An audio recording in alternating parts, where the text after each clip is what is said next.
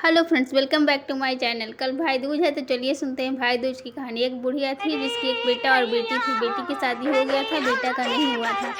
तो एक दिन भाई दूज था तो भाई बोला कि माँ मुझे बहन के घर जाना है। तो इस पर माँ बोली, बेटा हम लोग गरीब हैं, बहन के घर जाएगा तो कपड़े और मिठाई लेकर जाना होगा। भाई बोला, नहीं माँ मुझे मन है तो मैं जाऊँगा बहन के घर। भाई बहन के घर जाने लगा। बहन के घर जाने के लिए जैसे ही निकला, रास्ते में उसे सबसे पहले तो एक काला सांप मिल गया और सांप बोलने लगा, मैं तुम्हें आज डस लूँगा। इस पर भाई बोला, देखो आज भाई दूज है, मैं जा रहा हूँ अपने बहन के घर, वहाँ से आऊँगा तब तुम मुझको डस लेना। तो सांप बोला कि ठीक है, लेकिन आ जाना। और फिर जैसे ही आगे बढ़ा उसे एक शेर मिल गया। शेर बोला, मैं बहुत भूखा हूँ, मैं तुम्हें खा जाऊँगा।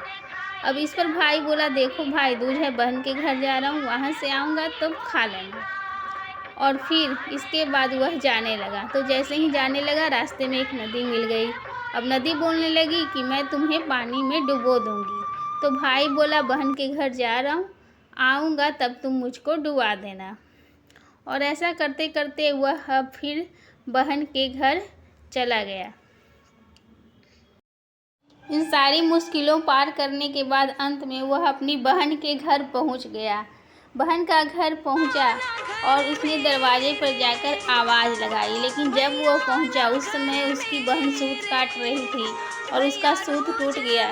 और कहा जाता है कि जब तक सूत फिर से न जुड़ जाए बोला नहीं जाता है, चुप रहा जाता है। तो बहन आवाज़ तो सुन रही थी लेकिन कुछ बोल नहीं रही थी। तो भाई सोचा शायद मैं बेकार में आ गया हूँ, मैं चला जाता हूँ। लेकिन इतने में बहन आ गई और बताई, भाई मैं सूत काट रही थी और सूत काटते समय टूट जाए तो जब तक न जुट जाए नहीं बोलना चाहिए, इसलिए मैं नहीं बोल रही थी।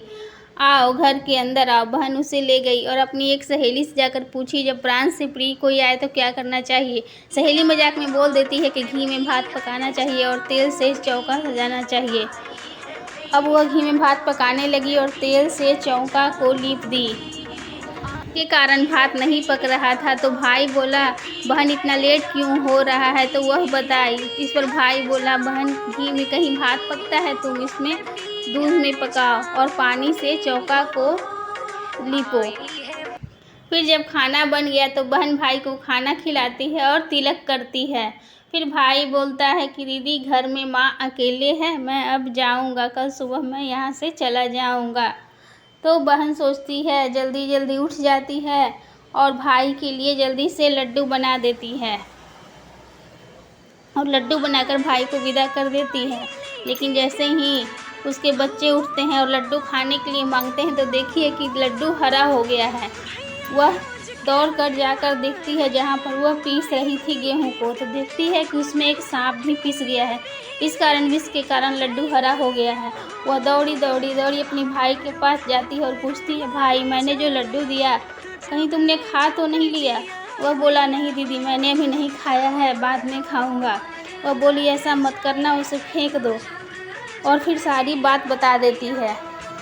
भाई बहन बैठकर बात कर रहे थे, तभी बहन को प्यास लगती है, बोलती है कि मुझे पानी पीना है। नदी के पास चली जाती है, देखती है वहाँ एक बुढ़िया बैठी है। पूछी, आप कौन है, तो बोलती है कि मैं विधाता हूँ, एक भाई का इंतज़ार कर रहा हूँ। उसकी बहन ने अपने भाई के प्रेम में आकर एक सांप की हत्या कर दी है, अब उसका भाई नहीं बचेगा। बहन सोचती है, अरे ये तो मेरे भाई के बारे में ही बोल रही हूँ। उन्होंने विधाता से कहा, ये विधाता मुझे बताइए बचाने के लिए क्या करना होगा। तो बोली कि तुम्हें अपने भाई को श्रापना होगा, गाली देना होगा और जो भी उसके साथ मुश्किलें आने वाली हैं सारी बता दी और रक्षा करने को भी कहा। बहन जल्दी से अपने घर गई और दूध, ओढ़नी और कुछ मांस के पीस लेकर आ गई वहाँ से। और सबसे पहले उसे रास्ते में सांप मिल गया जाते वक्त, तो उसने सांप को दूध पिला दिया और इससे सांप भाई बहन को जाने दे दिया। फिर शेर मिल गया और भाई को बोला कि मैं खा जाऊंगा, तो बहन ने उसे मांस का टुकड़ा दे दिया और वह खाने लगा तो वहाँ से चल दी। फिर नदी मिल गई तो नदी को लाल रंग की ओढ़नी ओढ़ा दी और इससे भाई का जान बच गया। फिर घर गया और भाई और माँ बात कर रहे थे, तभी उसकी बहन उसे गाली देने लगी। माँ बोली कि तुम इसे क्यों ले आए हो, तुम्हें गाली दे रही है। भाई बोला, पता नहीं, अभी तो ठीक ठाक थी। कुछ ही दिनों के बाद भाई का रिश्ता आ गया। और बेटी बोली कि जब तक शादी नहीं हो जाएगा मैं यहीं पर रहूँगी। और जब भाई शादी के लिए निकलने लगा तो बोली मेरा भाई इस दरवाजे से नहीं दूसरे दरवाजे से जाएगा। सभी गांव वाले बोले कैसी बहन है, लेकिन बहुत भाई की चिंता करती है। और जैसे ही उसने कहा वो दरवाज़ा टूट गया। इस पर सभी लोग कहने लगे हाँ इसने अपने भाई को बचा लिया। फिर जब शादी होने लगी तो बोली कि वहाँ पर भाई की जगह मैं बैठूंगी। और सही में मड़वा जो रहता है गिर जाता है और आग जलने लगती है। इस तरह उसने फिर से भाई को बचा लिया। और जब शादी हो गई, सुहाग रात की बात आई तो वह बोली कि कमरे में मैं भी सोऊंगी। इस पर गांव वाले बोलने लगे ऐसा कैसे होगा। फिर सभी लोग बोले कि इसने भाई को बचाया इसलिए इसकी बात मान ली जाए और रूम में एक पर्दा लगा दिया जाए और उसके साथ इसको भी सुता दिया जाए।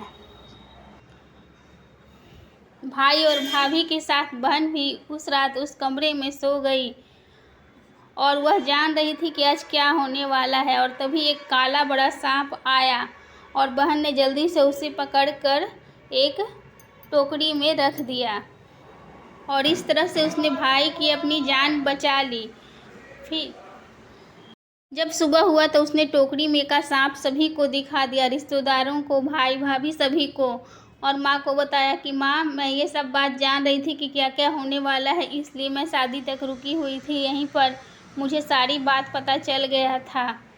और इस तरह से भाई दूज के दिन उसने अपने भाई की जान बचाई थी। जब सब कुछ ठीक ठाक हो गया तब बहन अपने घर चली गई और इस तरह से एक बहन ने अपने भाई को मृत्यु से बचा लिया। और तभी से कहा जाता है कि गोधन यानी भाई दूज के दिन सभी बहन को अपने भाई को सरापना चाहिए और सरापने के बाद फिर उसी मुंह में कांटा गड़ाया जाता है जिस मुंह से सरापा जाता है।